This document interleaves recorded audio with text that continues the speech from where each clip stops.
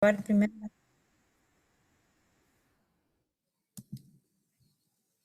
Entonces, ahora sí vamos a comenzar con el ejercicio número 1. La parte teórica creo yo que no tenemos mayor problema, ¿verdad? Ya sabemos que teníamos que buscar las respuestas en el capítulo número 1 del libro de texto, entonces no veo mayor dificultad en eso. Pero en los ejercicios, pues sí nos vamos a centrar porque hay que verificar que lo hicimos correcto, ¿verdad? Entonces, aquí tenemos la guía de ejercicios, la parte de los ejercicios, y también tengo la resolución por el otro lado. Entonces, el primer ejercicio dice, composición y volumen de gases. Una mezcla gaseosa de 0.13 gramos mol de amoníaco, 1.27 gramos mol de nitrógeno y 0.025 gramos mol de vapor de agua. Está contenida a una presión total de 830 milímetros de mercurio y 323 Kelvin. Calcula lo siguiente. Inciso A, fracción mol de cada componente. Inciso B, presión parcial de cada componente en milímetros de mercurio. Inciso C, volumen total de la mezcla en metros cúbicos y en pies cúbicos. Bien, entonces en este ejercicio, chicos, necesitamos, ¿verdad?, tener las fracciones mol de cada uno de esos componentes que nos dieron. Entonces ahí lo tengo yo en resumen los componentes y básicamente como el video que les prometí subí el día jueves de la semana pasada, creí que lo había subido al inicio, pero no, entonces lo subí el día jueves. Entonces podemos ver que lo primero que tenemos que hacer es que los gramos que nos dan los vamos a dividir entre los gramos totales de esa molécula en específico para obtener las partes de mol. Luego lo hacemos para el nitrógeno también. Recuerden que el nitrógeno molecular sería 2 veces nitrógeno, por lo tanto el peso es 28, ¿verdad? Hacemos esa división. Y luego con el agua, que es 18. Cuando ya nosotros hemos encontrado eso, lo sumamos y esa va a ser nuestra suma total para encontrar las partes de mol en todo lo que tenemos de la mezcla, ¿verdad? Entonces, a cada una de estas que encontramos, le vamos a dividir entre el total.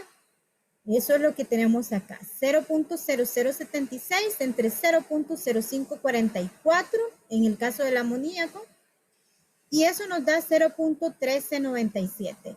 Yo suelo utilizar 4 unidades como mínimo para llegar a un resultado más exacto, ¿verdad? Así que les pido que por favor ustedes utilicen también 4 cifras después del punto para obtener un valor más exacto.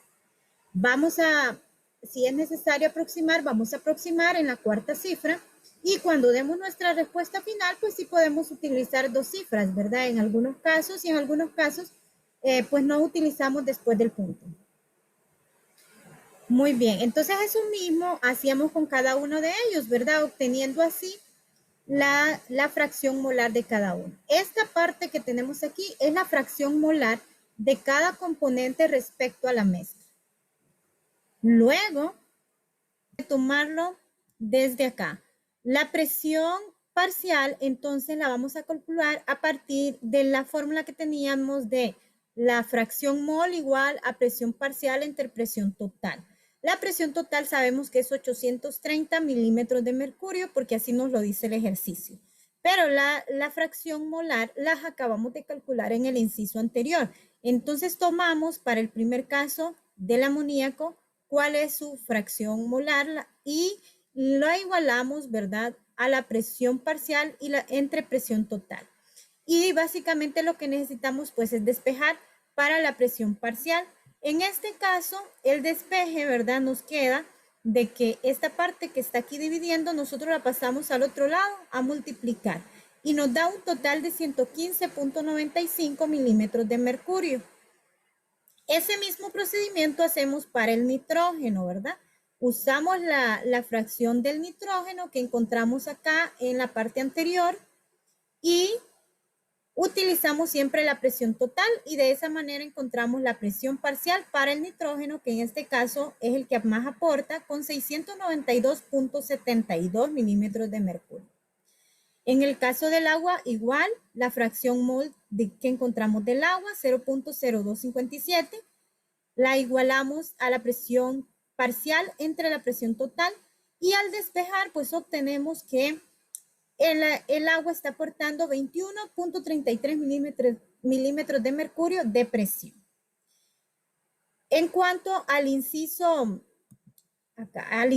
C, volumen total de la mezcla en metros cúbicos y pie cúbico. Pues de entrada difícilmente vamos a encontrar metro cúbico, pie cúbico. En este caso, lo que hacemos nosotros es conversiones, algo que aprendimos en química general y simplemente vamos a convertir.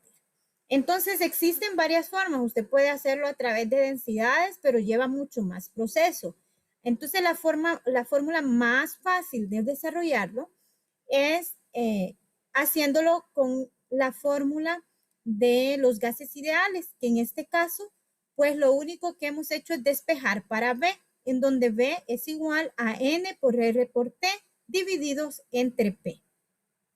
Entonces, para este caso, nosotros tenemos que la temperatura es igual a 323 Kelvin. Eso nos lo da el ejercicio.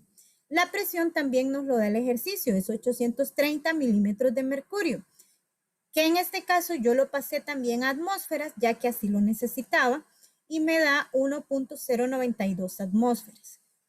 Fíjense que en el caso de N, nosotros vemos que es 1 gramo mol, y les voy a explicar por qué. Si ustedes suman todas estas partes que tenemos aquí, nos da igual a 1. Entonces, por lo tanto, nosotros acá vamos a poner que es 1, ¿verdad? Entonces, en este caso es 1 gramo mol.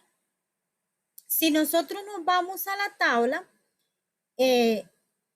a mí, en lo personal, se me hacía más fácil usar este valor de R. En el libro, en el apéndice 1, nosotros encontramos la tablita, ¿verdad?, de los valores de R en diferentes unidades. Entonces, las unidades que yo creí más convenientes o más fáciles de encontrar fue utilizando centímetro cúbico por atmósferas entre gramos mol por Kelvin. ¿Por qué? Porque yo ya tenía gramos mol y ya tengo Kelvin y lo único que tuve que pasar fue los 830 milímetros de mercurio a atmósferas. Entonces solo hice una conversión. Si usted utiliza otro R, pues tiene que convertir otras cosas. Por ejemplo, si utilizamos el R con kilogramos, pues estos gramos hay que pasarlos a kilogramos, ¿verdad? Y probablemente estos milímetros de mercurio también hay que convertirlos. Entonces, al ver toda la tabla, simplemente yo encontré que en este caso, usando solo iba a convertir las atmósferas y por eso lo usé. Si usted utilizó otro y le da el mismo valor, no lo cambie, simplemente es diferente el procedimiento, pero llegamos a la misma respuesta. Entonces, al sustituirlo, pues yo encontré que me quedan 24.271.44 centímetros cúbicos. Un centímetro cúbico es lo mismo que 1 mililitro. Por lo tanto, si yo lo paso a litros, en 1 litro yo tengo 1000 centímetros cúbicos. Entonces aquí yo lo único que he hecho, que como centímetros cúbicos es muy pequeño, ¿verdad? Para pasar de una vez a metro cúbico, lo pasé primero a litros y me da 24.27. Recuerden que después del punto, las cifras que ustedes obtengan va a depender de cuántas aproximaciones vamos haciendo. En mi caso, yo suelo poner todo esto de una vez en la calculadora y en esta respuesta, entonces yo lo aproximé a 2 cifras después del punto. Lo mismo que acá.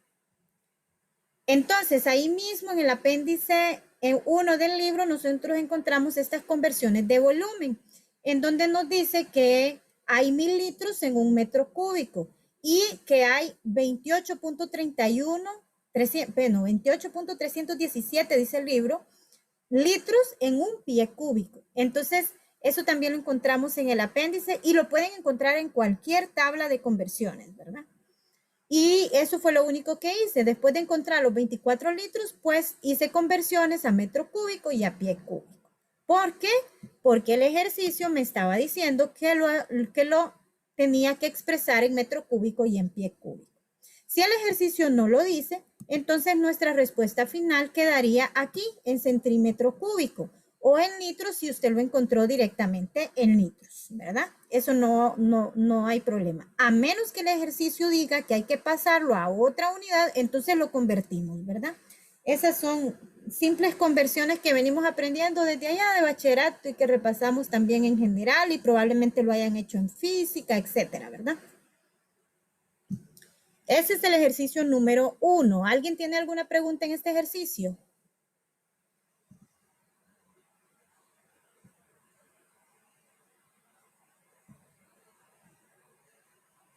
¿Me escuchan, verdad?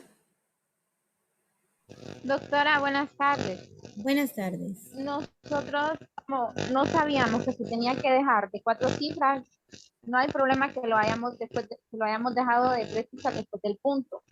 O por ejemplo, No, no, cuando se no. tiene que redondear, nosotros lo poníamos de 3.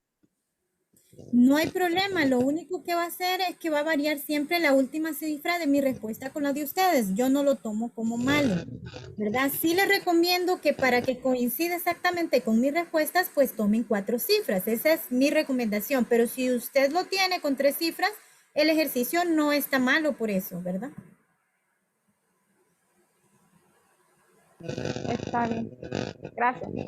Muy bien, entonces en el número 2, el ejercicio número 2 dice, inicialmente se mezcla etano con oxígeno para obtener un gas al 80% de, eh, no recuerdo, creo que este está como etano, si no mal no recuerdo. Y el 20% de oxígeno que después se quema con 50% de exceso de aire. El 80% del etano pasa a CO2. Ojo con estos porcentajes que son muy importantes, ¿verdad? El 80% de lo que entra pasa como CO2 y el 10% pasa a CO y 10% no se quema. Calcular la composición del gas de escape sobre base húmeda utilizando como base de cálculo 100 kilogramos mol. Las reacciones involucradas, pues yo se las doy ahí. Esas reacciones también se encuentran en los apéndices del libro, ¿verdad? Pero en este caso, pues yo se las coloqué por ahí. Entonces, en este ejercicio, fíjense que de forma muy particular, tenemos que trabajarlo desde otro punto de vista. En primer lugar, pues el aire, en el libro de texto se nos menciona que contiene 79% de nitrógeno y siempre va a ser así. Siempre que hablemos de aire va a tener 79% de nitrógeno y 21% de oxígeno. Entonces, en este caso, nosotros tenemos que hacer uso de estas reacciones para poder encontrar las cantidades correctas. Entonces, fíjense que, como dice que la base de cálculo son 100 kilogramos y 80% de esos 100 kilogramos son de etano, perdón, y 20% de oxígeno, entonces nosotros sabemos que son 80 mol de etano y 20 mol de oxígeno los que están en esta entrada primera que tenemos por acá. Luego, nosotros necesitamos saber cuánto está entrando de aire en total. Pero para poder saber cuánto está entrando del aire, lo que podemos calcular de primero es el oxígeno. Primero porque el oxígeno forma parte de esta reacción y nos dice que está entrando con un 50% de exceso. Entonces, por lo tanto, el oxígeno que está entrando es el que podemos calcular porque sabemos que está reaccionando. Primero colocamos la cantidad de que nosotros necesitamos de oxígeno, ¿verdad? Para saber qué cantidad necesitamos, pues primero sabemos que están entrando 80 mol, ¿verdad? De etano. Y de esos 80 mol de etano está esta conversión, nosotros la sacamos de la reacción. Sabemos que 7 medios son los que están reaccionando de oxígeno con 1 de etano. Y eso es lo que ponemos aquí, 7 medios de oxígeno con 1 de etano. Entonces, Eliminamos lo de etano y nos quedan mol de oxígeno. En este caso dice que son 280 lo que nosotros requerimos de oxígeno para que reaccione todo el etano que está entrando. Y fíjense ustedes que como nosotros también tenemos en la entrada 20 mol de oxígeno, se los vamos a restar. Se los vamos a restar para saber cuánto más nos hace falta de entrada en este aire. Entonces necesitamos 280, pero 20 están en la entrada, entonces nos hacen falta 260 moles. Eso es lo que tenemos aquí. Necesitamos 280, le restamos los 20 que ya tenemos en la entrada y nos hacen falta 260. Ahora que tenemos esos 260, vamos a calcular cuánto entra en realidad sumando el 50% de exceso. Para calcular ese exceso, nosotros podemos poner 0.5, que es las partes de 50%, por 260 y sumarle los 260 que necesitamos, ¿verdad? Y eso nos da un total de 390. Y la otra forma es como yo lo hago en los ejercicios, que como necesito el 50%, entonces yo lo multiplico por 1.5, ¿verdad? Es decir, que no necesito volver a sumar porque este 1 significa que ya estoy incluyendo los 260. Entonces 1.5 por 260 y me da lo mismo, ¿ven? Que en la parte anterior, 390. Entonces, sin importar cómo usted lo calculó, si llegó a este mismo resultado, está bien. Entonces, ahí tenemos dos formas de calcularlo. Esas son dos formas. Entonces, al final, nosotros tenemos que están entrando 20 aquí, ¿verdad? Con el etano, perdón. Y que están entrando 390 en el aire, junto con el 50% de exceso. Todo junto es 390. Entonces, en total, nosotros tenemos una entrada de 410 moles de oxígeno, ¿verdad? Kilogramos mol de oxígeno. Ahora que ya tenemos la cantidad que entra total de oxígeno, sabiendo que el 79% es de nitrógeno y el 21% es de oxígeno, podemos calcular cuánta masa está entrando del aire. Entonces nosotros hacemos esa conversión de la siguiente forma. Están entrando 390, ¿verdad? De oxígeno, pero solo de esa cantidad, solo son 21 de oxígeno, lo que puede entrar, y 79 son de nitrógeno. Por lo tanto, entonces nosotros encontramos la cantidad de kilogramos de nitrógeno que están entrando. Y como ya sabemos que la suma de ambos es el aire, entonces simplemente sumamos 1467.14 más 390 y nos da el total del aire, ¿verdad? Así nosotros calculamos cuánto en total entra de aire. Ahora, sí es importante saber cuánto de oxígeno está reaccionando, porque necesitamos saber cuánto de oxígeno está quedando sin reaccionar, que es el total que yo tengo ya aquí. Esta es la respuesta. Entonces, ¿cómo lo calculamos? Bueno, sabemos que 80 mol de etano están entrando y ya sabemos que lo que se requiere de oxígeno en la primera reacción son 7 medios, ¿verdad? Luego, eso, antes de encontrar el total, yo lo estoy multiplicando por 0.8 porque el ejercicio dice que solo el 80% pasa a CO2, es decir, que en la primera reacción solo reacciona el 80%. Por esa razón, aquí dice que lo voy a multiplicar por 0.8. Eso me da 224 kilogramos mol de oxígeno. Luego hago eso mismo, pero con la segunda reacción. La segunda reacción me dice que necesito 5 medios por cada mol de etano, 5 medios de oxígeno. Entonces hago eso mismo, ¿verdad? Entonces 80 mol de etano por 5 medios de oxígeno entre un mol de etano. Y en este caso lo multiplico por 0.10 porque el ejercicio dice que en esa reacción que pasa a CO, solo el 10% está reaccionando. Entonces lo multiplico por 0.10. Y eso me da 20 kilogramos mol de oxígeno. Por lo tanto, entonces yo encuentro que 224 de la primera reacción más 20 que se están consumiendo en la segunda reacción me da un total de 244 mol de oxígeno que están reaccionando en total. Entonces, como reaccionan 244, para yo saber cuánto no está reaccionando a lo que yo tenía en la entrada, le resto lo que reaccionó y me queda un total de 166 kilogramos mol de oxígeno en la salida, es decir, lo que no reaccionó. Y eso es lo que yo tengo aquí en mi salida. 166 mol de oxígeno. Muy bien. Ahora, entonces, fíjense que en el del nitrógeno yo no tengo ningún cálculo porque el nitrógeno no está reaccionando. Entonces significa que exactamente lo que entró, exactamente esos mismos kilogramos mol están saliendo. Y eso es lo que yo tengo aquí. ¿Ven? Porque eso no está reaccionando. Entonces, por lo tanto, no necesitamos hacer ningún otro cálculo. Luego continuamos con el CO2.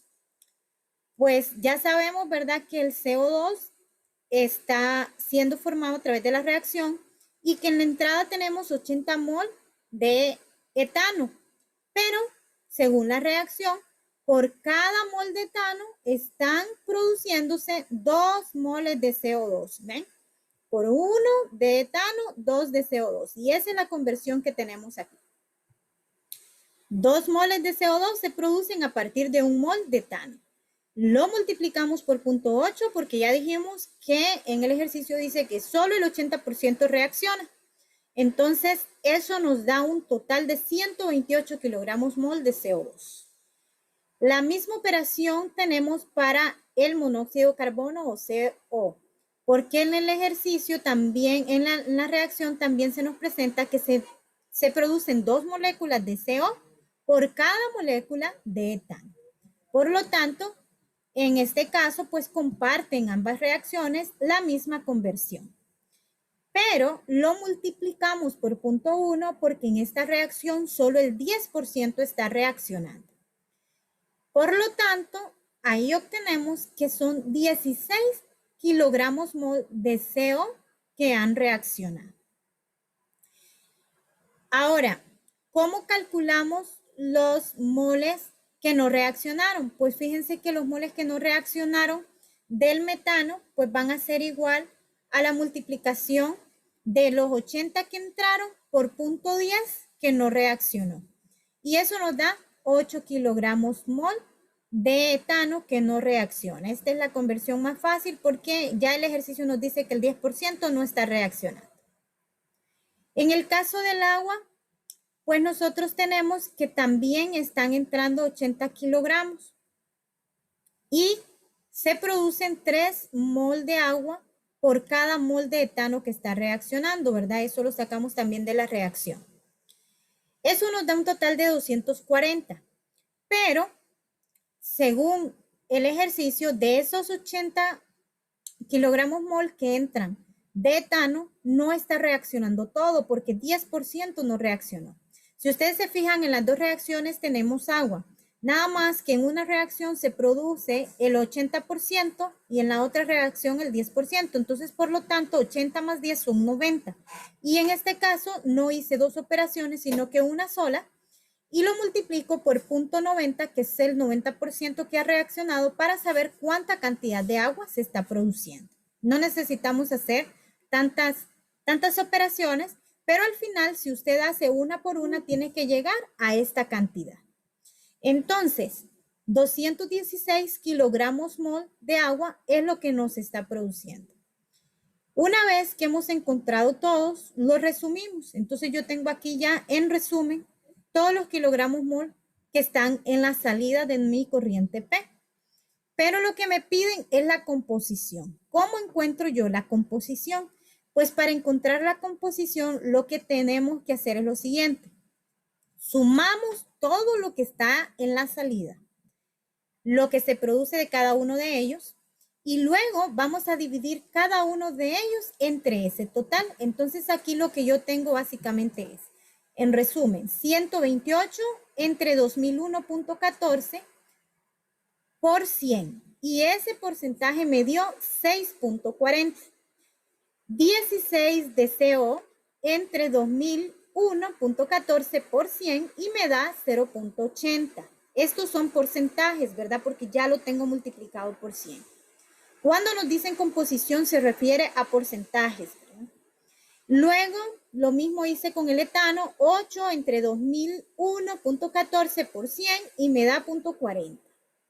1467.14 entre 2001.14 por 100 y me da 73.32.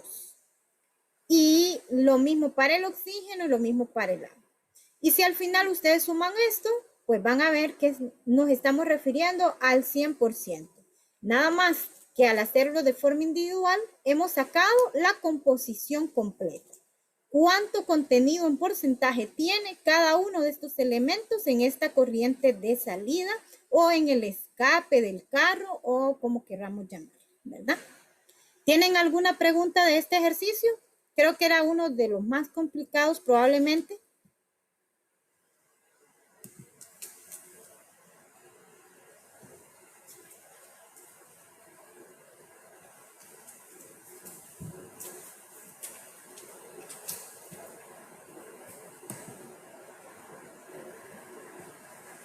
¿Tienen alguna pregunta, chicos?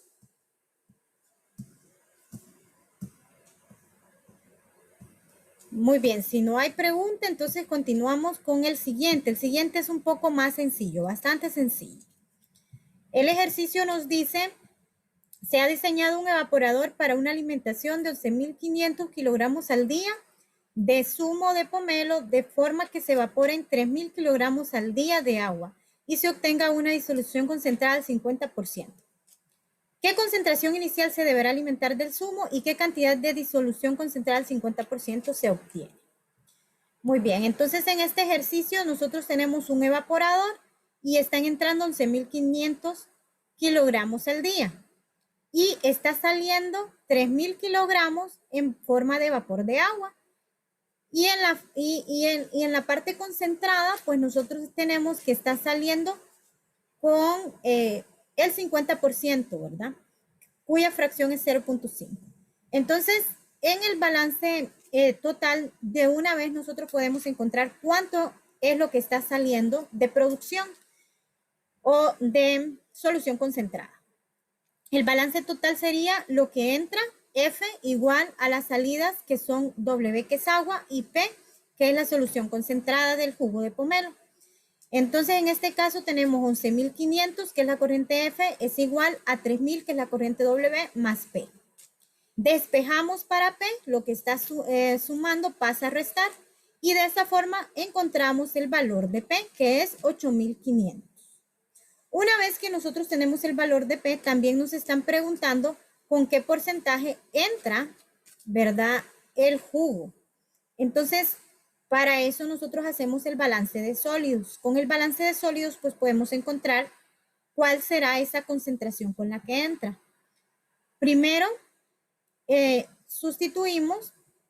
Tenemos que F es 11.500, pero no conocemos su fracción. W es 3.000 y la fracción de sólidos en el vapor de agua pues es 0. Esto se hace 0 al multiplicarse.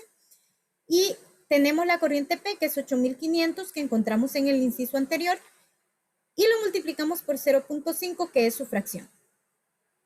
Una vez que tenemos esta multiplicación, nos da 4.250, pero necesitamos despejar esta fracción, así que lo que está multiplicando pasa a restar, y nosotros encontramos que su fracción es 0.3696.